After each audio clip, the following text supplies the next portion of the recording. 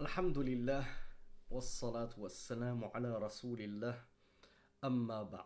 Donc on poursuit notre cours sur la prière des gens malades. On s'était arrêté à la parole du Cheikh Saleh Al-Fawzan qui nous disait que celui qui prie assis et qui peut se prosterner au sol, il est dans l'obligation de se prosterner au sol et il ne peut mimer que s'il ne peut pas se prosterner au sol. De la même façon, le Cheikh Fawzan nous avait dit celui qui prie sur le côté ou celui qui prie allongé sur le dos, bien lui forcément il ne pourra pas se prosterner. Si en tout cas il ne peut pas se prosterner, ce qui est vraisemblablement le cas, alors il mimera aussi. Et il mimera en abaissant sa tête pour l'inclinaison et en l'abaissant encore plus pour mimer la prosternation. Puis Cheikh Fawzan nous dit وَالدَّلِيلُ عَلَى جَوَازِ الصَّلَاةِ الْمَرِيضِ عَلَى هذه الكيفية المفصلة ما أخرجه البخاري وأهل السنن من حديث عمران ibn Hussein رضي الله عنه. Et la preuve de ce qu'on vient de voir par rapport à la prière du malade dans ses différentes positions, c'est le hadith qui a été rapporté dans l'authentique de Bukhari, d'après Imran ibn Hussein radiallahu anhu, qui a dit قال كانت بي بواسر, j'avais des hémorroïdes. فسألت النبي صلى الله عليه وعلى آله وسلم, j'ai donc questionné le prophète صلى الله عليه وعلى آله وسلم. فقال صل قائما, il a alors dit prie debout. فإن لم تستطع فصل قاعدا, mais et si tu ne peux pas, alors prie assis. فإن لم تستطع فعلى جنبك, et si tu ne peux pas, alors prie sur ton flanc. زاد النسائي فإن لم تستطع فمستلقيا. Et l'imam An-Nasa'i, dans sa version à lui, il y a un dernier ajout qui dit « Et si tu ne peux pas, c'est-à-dire prier sur le flanc, alors allongé sur le dos. » Et Cheikh Fawzan de nous rappeler « La yukallifullahu nafsan illa wus'aha » Allah ne charge aucune âme de ce qu'elle ne peut supporter. Ou il ne la charge que de ce qu'elle peut supporter. وهنا يجب التنبيه على أن ما يفعله بعض المرضى ومن تجرى لهم عمليات جراحية فيتركون الصلاة بحجة أنهم لا يقدرون على أداء الصلاة بصفة كاملة أو لا يقدرون على الوضوء أو لأن ملابسهم نجسة أو غير ذلك من الأعذار, وهذا خطأ كبير لأن المسلم لا يجوز له ترك الصلاة إذا عجز عن بعض شروطها أو أركانها وواجباتها بل يصليها على حسب حاله قال الله فاتقوا الله ما استطعتم. Cheikh Saleh Al-Fawzan, après nous avoir parlé d'une énorme erreur que font énormément de personnes malheureusement à prier sur des chaises sans raison et sans excuse légitime, et je ne dis surtout pas qu'il n'y a pas de personnes priant sur des chaises avec une excuse légitime et avec le bon soupçon que nous avons pour nos frères et sœurs musulmans, on a le bon soupçon que la plupart qui le font ont vraiment une excuse légitime, mais malheureusement on le sait de science sûre que certains se simplifient alors qu'ils n'ont pas d'excuse légitime. Eh bien, Cheikh Fawzan va nous parler d'une autre grosse erreur à laquelle moi-même j'ai été témoin. Donc je confirme les propos du Cheikh. Il nous dit il y a certains malades, notamment ceux qui ont subi par exemple des opérations chirurgicales et qui vont délaisser carrément la prière sous prétexte qu'ils ne peuvent pas accomplir la prière de façon optimale. Moi, si je peux pas prier debout, ben je délaisse la prière. Moi, si je peux ni prier debout, ni même assis, parce que je suis allongé sur mon lit d'hôpital pendant 2 semaines, eh ben je prie pas. Cheikh Fawzan, Hafizahullah, il nous dit, il y en a qui vont soit la délaisser totalement, soit se dire, je la rattraperai lorsque je serai guéri. Quand je serai sorti de l'hôpital dans 1 mois, je rattraperai toutes mes prières. Dans les 2 cas, c'est une énorme erreur. Un immense péché de délaisser la prière pour cette pseudo-excuse qui n'en est pas du tout une. Comme je vous le disais dans le cours précédent, qu'est-ce que ces gens, ces ignorants ont à adorer Allah sans science?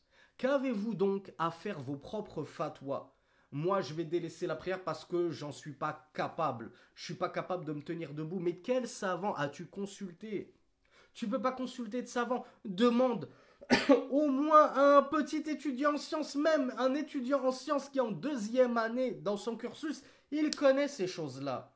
Il sait qu'on ne délaisse pas la prière pour de telles excuses vaines, de tels prétextes complètement loufoques. Je peux pas prier ni debout ni assis, donc je délaisse la prière. Non! Et ça, Cheikh Saleh Al-Fawzan nous dit que il y a certains malades qui délaissent la prière pour cette raison.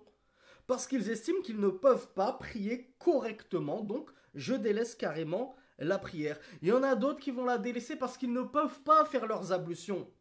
Elle dit voilà, moi j'ai une poche d'urine sur moi à cause d'une opération, donc je me trimballe en permanence une poche d'urine, ou d'autres raisons qui font qu'ils ne peuvent plus s'ablutionner, ou en tout cas ne peuvent pas s'ablutionner totalement. Ah ben, comme je ne peux pas faire mes ablutions parce que je ne peux pas laver mes pieds, parce que soi-disant je ne peux pas me baisser, hein, j'ai mal au dos, je ne peux pas me baisser jusqu'à laver mes pieds, eh ben je vais délaisser carrément la prière jusqu'à ce que je sois guéri et que je puisse me remettre à m'ablutionner correctement. Petite faïda, pour ceux qui ne le sauraient pas, et je sais qu'un grand nombre ne le savent pas, pour s'ablutionner, lorsqu'il s'agit de laver le membre, la majorité des savants voient, et on l'a vu en plus dans les cours précédents, que laver le membre, ça veut dire prendre de l'eau et la faire ruisseler sur le membre. Qu'est-ce que ça veut dire prendre de l'eau et la faire ruisseler? Ça veut dire qu'on n'est pas obligé d'accompagner l'eau de notre main à partir du moment où le membre, était totalement lavé, mouillé, touché par l'eau. Et ça, c'est le madhab des malikites qui oblige à faire le dalk, à frotter. Mais chez la majorité des savants, si tu plonges dans l'eau et que tu mets la niya de laver tes membres en sortant de l'eau, eh bien, sans même toucher à tes membres, le simple fait qu'avec la niya et en ayant mouillé intégralement tes membres, eh bien, tu as tes ablutions. Bien sûr, il faut respecter le tartib, l'ordre. Mais tout ça pour vous dire, si je prends mon bras et que je le plonge dans une bassine, et moi je vais plutôt vous parler des pieds, parce qu'il y a souvent des personnes âgées, nos grands-mères, nos grands-pères, nos grandes-tantes, etc., avec la vieillesse, ils ont du mal à se pencher. Alors ne leur demandez même pas de lever leurs pieds jusqu'au lavabo. Hein, on n'a pas tous des bidets. Il y en a, ils sont obligés de lever le pied sur le lavabo qui a 1 mètre de hauteur. Ils n'ont plus l'âge pour ça. Déjà, nous, à 40 ans, on commence à bégayer parfois le matin au phage. On est mal réveillé, on titube un peu quand il faut poser le pied sur le lavabo. Alors, demandez pas ça à nos grands-mères de 70, 80 ans. Bah oui, on leur demande pas ça, justement. Tu prends une bassine d'eau qui va remonter jusqu'à ta cheville. Tu verses de l'eau dedans à hauteur de ta cheville et tu plonges ton pied dedans. À partir du moment où ton pied il est entièrement immergé jusqu'à la cheville, ça te suffit. Ça, certains vont me dire, oui, mais ce n'est pas économique. Au niveau de l'eau, ça fait beaucoup d'eau gaspillée pour le lavage d'un pied. Et en plus, on a vu dans la série, je crois, Al-Minhaj al-Muslim, que certains savants, et de nombreux savants, considèrent qu'une fois que l'eau a servi au lavage du membre, elle peut plus servir à d'autres ablutions. Tu dois la jeter parce qu'elle n'est plus tahour. Elle est juste tahir. Enfin, tu la jettes pas, mais elle est tahir. Donc, elle est propre à la consommation, mais elle n'est plus propre à l'ablution. Donc, qu'est-ce que tu fais? Si ça t'est simple, tu mets ton pied dans la bassine ou dans la baignoire, si tu as une baignoire, ou la douche. Tu prends le pommeau de douche et tu arroses ton pied comme ça, des orteils jusqu'à la cheville et le talon. Tu fais bien attention que tu aies bien mouillé tout le pied. Et tu n'auras pas besoin de gaspiller toute une bassine d'eau pour cela. Et tu n'auras pas besoin de lever ton pied jusqu'au lavabo. Et tu n'auras même pas besoin, comme on l'a dit, de te pencher, de te casser le dos alors que ça tire pour aller frotter avec tes doigts entre les orteils. Comme on l'a vu, ça c'est une sunna de frotter entre les orteils. Donc vraiment, un conseil que j'adresse aux malades et à nos anciens de manière toute particulière, ne délaissez pas la prière parce que soi-disant vous ne pouvez pas faire vos ablutions. Et ne délaissez pas vos ablutions totales pour prétexte que vous n'arrivez plus à laver vos pieds, vous n'avez plus le physique pour laver vos pieds. On a tous un pommeau de douche à la maison. Vous allez sous la douche et hop, vous lavez vos pieds à distance avec le jet. Vous n'êtes même pas obligé de frotter le membre comme on l'a vu. Il y en a qu'est-ce qu'ils vont faire malheureusement? Ils vont faire leurs ablutions jusqu'au bout. Et comme ils n'arrivent plus à se laver le pied, ils vont faire tayammum. Je prends un petit caillou, hop, et je fais mon tayammum. On vous a dit, craignez Allah autant que vous le pouvez. Il y a un ordre à respecter. On veille toujours à faire les choses dans l'ordre. Si je ne peux pas faire ça, je procède à l'étape 2. Si je ne peux pas réaliser l'étape 2, je procède à l'étape 3. Si je ne peux toujours pas concrétiser l'étape 3, je procède à l'étape 4. Mais c'est pas tu passes de l'étape 1 à l'étape 4 directement. Et encore moins, je passe à l'étape 4 parce que j'ai entendu mon boucher me dire que c'était comme ça. Parce que j'ai vu ma grand-mère au bled faire ainsi. Non, je questionne les gens de science. Et lorsque je les questionne, c'est eux qui me donnent le tartib. Les étapes 1, 2, 3, 4. Et là, je comprends qu'en fait, les choses sont déjà codifiées. Elles ne sont pas laissées au fruit du hasard, chacun fait comme il veut. C'est au pifomètre. Je pense que moi, je vais les faire ainsi. C'est pas tu penses. Tu les fais comme les savants t'ont expliqué qu'il fallait les faire. Donc, Cheikh Fawzan, il nous dit qu'il y en a des malades, notamment ceux qui ont subi des opérations chirurgicales, qui vont même délaisser les ablutions parce que, sous prétexte que leurs vêtements sont impurs, qu'ils ne peuvent pas se purifier, etc., qu'ils ne peuvent pas laver leurs vêtements ou changer de vêtements. Alors ça, c'est pas dans le livre, c'est dans les cours audio qu'il a donné à la radio. Ça n'a pas été retranscrit dans le livre, mais c'était une faïda que je trouve intéressante et qui aurait dû normalement persister sur le livre. Et il y en a effectivement qui vont délaisser les ablutions sous prétexte que je peux pas changer mon vêtement. Je suis malade, je suis dans un hôpital, les infirmiers, les aides-soignants, ils veulent pas que je change de vêtement, je peux pas changer de vêtement, ben je peux pas prier dans un vêtement qui est couvert d'urine, qui a des restes de matière fécale, etc. Alors, je fais pas mes ablutions et je fais pas ma prière, non. Ben alors, je fais comment? Ben Cheikh Fawzan, il va nous le dire. Il nous dit déjà ça c'est une grave erreur. Il a même dit dans la version audio, et on ne le trouve pas dans le livre, Jurmun azim. Il a qualifié ça de crime immense. Mais quel plus grand crime après le polythéisme que de délaisser la prière. Donc le cheikh nous dit, alors je l'avais déjà lu en arabe, car le musulman, il ne lui est pas permis de délaisser la prière, comme nous l'avons vu en introduction de ce cours. Peu importe la raison, il n'y a pas de prétexte. Il y a un seul prétexte, comme on l'a vu, c'est la femme indisposée. C'est le seul prétexte qui permet à la femme de délaisser la prière. Nous, les hommes, étant donné qu'on n'est pas concernés par cette période d'indisponibilité, ben on a zéro prétexte pour délaisser la prière. Aucune raison. Comme je vous l'ai dit dans le cours précédent, même t'es à Guantanamo, enfermé dans une cage d'1 mètre cube, t'as pas à délaisser la prière. Tu pries dans l'état dans lequel tu te trouves. Sans ablution si tu peux pas les faire. Sans direction vers l'Aqibla, sans direction vers l'Aqibla si tu peux pas t'orienter vers elle. Sans être debout, allongé et faire des prosternations, sans rien de tout cela. Juste avec les yeux si c'est la seule chose que tu peux baisser, orienter vers le haut, vers le bas, tu pries juste avec tes yeux. Il n'y a aucun souci. Mais jamais, au grand jamais, la prière ne doit être délaissée ou retardée pour la faire plus tard quand j'irai mieux.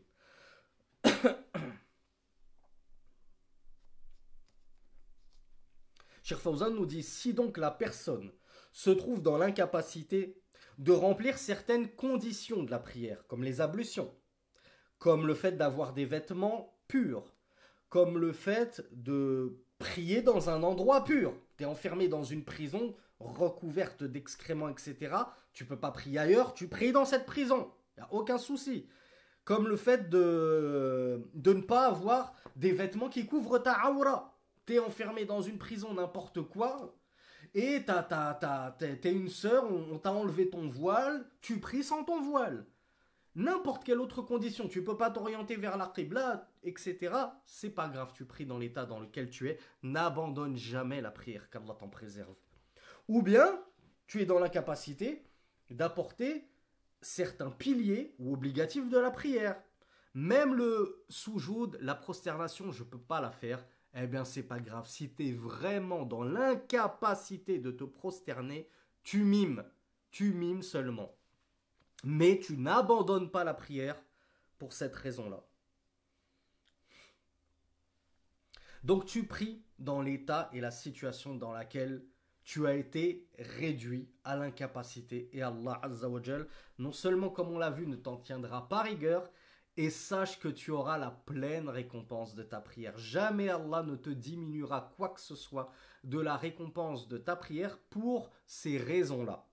Il te diminuera la récompense de la prière si tu n'avais pas trop chaud, si tu n'étais pas concentré, et encore, si tu n'étais pas concentré à cause d'une contrainte, parce que tu avais des tortionnaires qui étaient en train de te frapper, de te battre, qui font exprès de mettre de la musique à fond pour t'empêcher de prier, etc., Allah ne charge pas une âme de ce qu'elle ne peut supporter. Il est plus savant que toi de ta condition.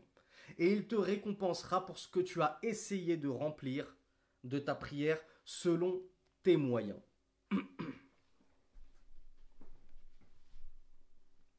وبعض المرضى يقول إذا شفيت قضيت الصلوات التي تركتها. Certains malades, donc, nous dit le Cheikh Saleh Al-Fawzan, disent lorsque j'irai mieux, lorsque je serai guéri, je rattraperai mes prières. وهذا جهل منه أو تساهل. Et ça, c'est soit de l'ignorance de leur part, soit de la négligence outrancière de leur part. فالصلاة تصلى في وقتها حسب الإمكان. La prière, elle se prie dans son heure prescrite. إن الصلاة كانت على المؤمنين كتابا موقوتا. La prière, elle est elle est une prescription envers les croyants en des temps bien déterminés. Donc lorsque le temps bien déterminé de la prière est arrivé, je prie. Je repousse pas ma prière pour des raisons de j'ai pas mes ablutions, j'ai pas si, je peux pas me prosterner, je suis malade, je suis à l'hôpital, etc. Tu pries selon ton état, mais ne délaisse pas la prière pour cela. Salih Al-Fawzan nous dit ولا يجوز تأخيرها عن وقتها. Tu peux même pas la faire sortir de son temps pour prétexte de je peux pas remplir telle et telle condition. Je vous avoue qu'il y a un grand khilaf, même, une grande divergence entre les savants musulmans sur qu'est-ce qui passe en premier. Le fait de prier à l'heure sans ablution correcte. Donc par exemple, j'ai pas le temps de faire mes ablutions. Si je fais mes ablutions avec de l'eau, je vais rater la prière, elle va sortir de son temps. Qu'est-ce qui passe avant?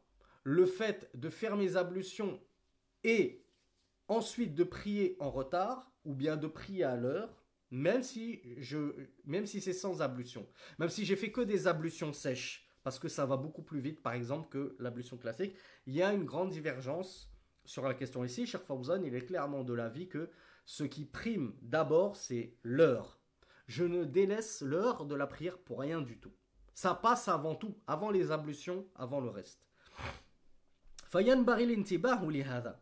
Donc il convient de prêter attention à cela, وَالتَّنْبِيهُ عَلَيْهِ, et d'éveiller les consciences à ce sujet-là. On doit transmettre, on doit faire le rappel, on doit éduquer les gens, on doit leur apprendre ce qu'ils ne savent pas, comment faire la prière correctement. Que la prière, c'est pas un jeu, c'est pas chacun prie à sa sauce, à sa façon, parce qu'il a entendu au bled et j'ai entendu ci, j'ai vu à la télé quelqu'un dire. La science, elle se prend des gens de science. Elle se prend pas des gens de l'ignorance. ويجب أن يكون في المستشفيات توعية دينية وتفقد لأحوال المرضى من ناحية الصلاة وغيرها من الواجبات الشرعية التي هم بحاجة إلى بيانها. Et Cheikh Saleh Al-Fawzan ici il adresse un conseil général. Et il nous dit qu'il conviendrait qu'il y ait, je ne sais pas comment on appelle ça en français, des organismes de prévention, des centres d'avertissement en gros des organismes qui s'occupent justement d'éduquer les gens, d'éveiller les gens, d'instruire les gens, des campagnes d'avertissement, je crois que c'est comme ça qu'on dit, qu'on vient de mettre en place des campagnes d'avertissement religieuses, campagnes religieuses d'avertissement pour informer les gens dans les hôpitaux, nous dit le shir. Ce serait bien que dans les hôpitaux, alors en Arabie Saoudite très certainement que ça a dû se faire depuis le temps que le shir le réclame, mais ce serait bien que dans tous les pays islamiques, dans les hôpitaux, on ait voilà, des directives comme ça, même dans les chambres, où on explique comme ça aux malades comment faire la prière, comment faire les ablutions. En tout cas, Cheikh Saleh Al-Fawzan dit qu'il est obligatoire d'essayer de mettre en place ce genre d'initiative. وما سبق بيانه هو في حق من ابتدأ الصلاة معذورا واستمر به العذر إلى الفراغ منها. Donc tout ce que nous avons vu dans le cours précédent, ça concerne celui qui a débuté la prière en étant indisposé, en étant concerné par une excuse légale, et en l'occurrence l'excuse de la maladie, et que cette maladie elle a perduré jusqu'à la fin de sa prière. Donc tout ce qu'on vient de voir, il délaisse la station debout pour la station assise, la qibla, toutes ces choses-là, ça vaut pour celui qui a une excuse légale, légiférée, dont la maladie. Cette excuse était présente lorsqu'il a débuté la prière et elle a perduré jusqu'à la fin de sa prière. Le shir nous dit Amma man ibtada'aha wa huwa yaqdiru 'ala al-qiyam. Quant à celui qui a débuté sa prière tandis qu'il était dans la capacité de prier debout. Thumma tara'a 'alayhi al-'ajzu 'anhu. Puis, en pleine prière, il a été, pour une raison ou une autre, il n'a plus pu continuer à prier debout. Il a été incapable de continuer à prier debout.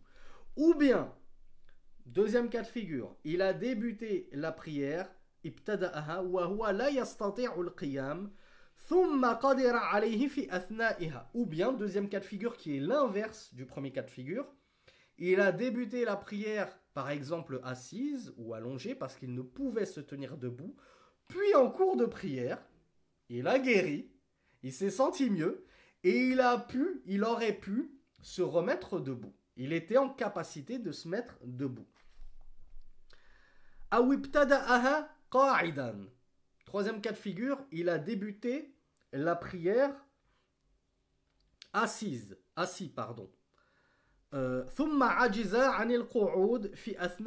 Puis il a été incapable de continuer à s'asseoir. Même l'assise, c'était impossible pour lui ou trop difficile. أو ابتدأها على جنب ثم قدر على القعود. Ou bien, quatrième cas de figure, il l'a commencé sur le côté, puis il a pu s'asseoir. Donc troisième cas de figure, quelqu'un qui a débuté sa prière assise, puis il a pu se mettre debout. Ou bien, quatrième cas de figure, il a débuté allongé, puis il a pu au moins s'asseoir. Il a pu cesser de prier allongé et se mettre au moins dans une position assise, à défaut de pouvoir se mettre debout. Qu'est-ce qu'il nous dit le shir?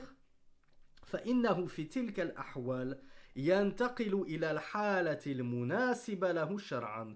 Dans ces cas de figure, il doit passer à l'état, la station, la situation qui est religieusement requis. J'ai débuté allongé parce que je ne pouvais pas prier autrement. Et en cours de prière, j'ai eu la capacité de me mettre assis, de poursuivre ma prière assise. Je suis alors obligé de me mettre assis, même si je l'ai commencé allongé. En cours de prière, si je ressens cette capacité de prier assis, je me mets assis. Moi, j'ai commencé carrément allongé et j'ai remarqué qu'en fait, je pouvais finalement me mettre debout. Ça allait beaucoup mieux. Ça tirait plus du tout. Miracle. Un miracle divin. Eh bien, je suis obligé de cesser de prier allongé, même si j'ai débuté ainsi, et me mettre debout. Pareil, celui qui, voilà, il avait les chevilles cassées, ce que vous voulez, il a prié assis, il voit qu'en plein cours de la prière, il a fait des doigts. Allah, il l'a exaucé sur le champ. Et qu'est-ce qu'il y a d'extraordinaire là-dedans? Qu'est-ce qu'il y a d'impossible là-dedans? Allah, il dit kun, il a juste à dire soit, et et tu es guéri instantanément, et ça t'arrive, miracle divin, eh bien, tu dois te mettre debout sur le champ. Dès que tu as la capacité de te mettre debout, tu te mets debout. Tu te dis pas, j'ai commencé ma prière assis, donc je dois la finir assise. Assis. Tout ceci en vertu de cette règle fondamentale, fattaqullaha mastata'tum. Craignez Allah autant que vous le pouvez. Je rappelle la source, verset 16 de sourate At-Taghabun. Fayantaqilu ila al-qiyami man qadira alayhi. Celui qui en cours de prière est capable de se remettre debout, qu'il rejoigne cette station-là. Wayantaqilu ila al-julusi man ajiza 'anil qiyam fi athna'i as-salat. Celui qui peut au moins passer à la station assise, parce qu'il ne peut pas passer à la station debout qui lui est supérieure, qu'il passe à la station assise s'il priait allongé ou sur le côté. وهكذا. وإن قدر على القيام والقعود ولم يقدر على الركوع والسجود. Et s'il peut se mettre debout, se mettre assis, prier debout, prier assis, mais il ne peut pas s'incliner en prière ou faire de soujoud, de prosternation, فَإِنَّهُ يُومِئُ بِرَأْسِهِ بِالرُّكُوعِ قَائِمًا. Alors il va faire comment on appelle ça, une inclinaison avec sa tête debout. Le cheikh nous a dit, si tu peux te tenir debout en prière, comment je fais mon inclinaison si je ne peux pas la faire? Est-ce que je m'assois sur une chaise comme le font certains et ensuite je me baisse un peu? Non. Le cheikh il nous a dit yumi'u qa'iman. Tu fais ton inclinaison debout parce que pourquoi? La base c'est que l'inclinaison elle se fait debout. Et ensuite je me penche jusqu'à ce que mes mains agrippent mes genoux. Pourquoi est-ce que tu veux t'asseoir? Pour mimer l'inclinaison. Donc l'inclinaison elle se mime debout si je suis en capacité de la mimer debout et que je suis en capacité de prier debout. Et elle se mime assise si de base je ne pouvais pas me mettre debout et que j'ai commencé ma prière assis. Par contre, moi je pouvais prier debout. Mais et l'inclinaison je peux la faire. Par contre ce que je ne peux pas faire c'est as-sujud, c'est la prosternation. Souvenez-vous de ce qu'on a dit dans le cours précédent. Qu'est-ce que je fais? Là je vais vous donner 5 secondes pour essayer de trouver la solution tout seul. Essayez de faire un petit ijtihad, de faire travailler votre esprit. Je peux prier debout, je peux faire l'inclinaison, mais c'est le soujoud que je ne peux pas faire. Est-ce que je mime aussi le soujoud debout? Ou bien je le mime assis? Souvenez-vous ce qu'on a dit dans le cours précédent. C'est quoi un soujoud? Quelle est la définition du soujoud? C'est la prosternation de 7 os. Donc je dois obligatoirement, nous dit le Cheikh Saleh Al-Fawzan, m'asseoir, si j'en ai la capacité bien sûr. On l'a dit dans le cours précédent. Si j'ai la capacité de m'asseoir par terre, je suis obligé de m'asseoir. Alors, pas forcément par terre, ça peut être aussi sur une chaise. Mais je suis obligé de m'asseoir pour mimer le soujoud, afin d'être le plus proche du sol. Parce que si je mime le soujoud debout, je serai loin du sol, alors que la prosternation, c'est le fait que le serviteur, il s'humilie en se rabaissant pour son Seigneur, le front prosterné au sol, totalement aplati sur le sol, entre guillemets, mais aplati sur cette eau. Pas comme le font certains gens du livre, à s'allonger sur la poitrine comme ça, en position totalement aplatie. Non, nous on s'aplatit sur cette eau. Mais plus ton soujoud, donc il doit être au maximum de la bassesse. Donc si tu ne peux pas te prosterner sur cette eau, au moins assis-toi. Si tu peux t'asseoir sur le sol, tu dois t'asseoir sur le sol. Si tu peux toujours pas, alors au moins sur une chaise. Et à ce moment-là, tu feras le mime du soujoud. Mais tu ne le fais pas debout, comme tu mimes l'inclinaison debout. Et le cheikh nous dit afin que il y ait un maximum de différence entre ton mime de l'inclinaison et ton mime de la prosternation. Donc si tu ne t'assois pas pour mimer la prosternation, il n'y aura pas assez de différence. Imaginez-vous, dernier cas de figure. Moi, ça m'était arrivé quand je m'étais coincé le dos, il y a une dizaine, quinzaine d'années de cela, je m'étais totalement coincé le dos. Et le simple fait de me relever de 10 centimètres, ça me faisait un mal terrible. De bouger, ça me faisait un mal terrible. Donc je priais debout et j'étais incapable de faire une inclinaison même à 20 degrés. Alors ne me parlez même pas de prosternation. Et j'étais incapable de m'asseoir sans que ça ne me fasse un mal terriblissime. Je n'oublierai jamais cette douleur. Incroyable.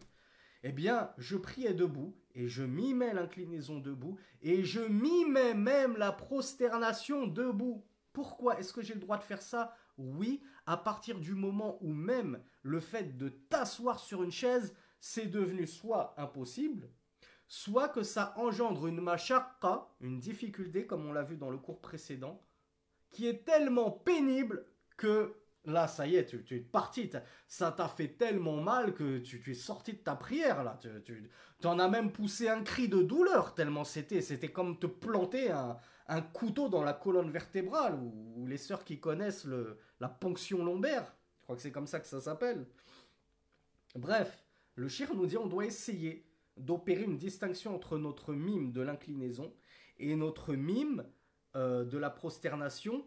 Ma'al imkan, comment est-ce qu'il a dit? Hasabal imkan, au maximum de notre capacité. Mais si tu n'as pas la capacité d'opérer une différence entre les deux, eh bien, c'est pas grave. Allah Azza wa Jal ne t'en tiendra pas rigueur.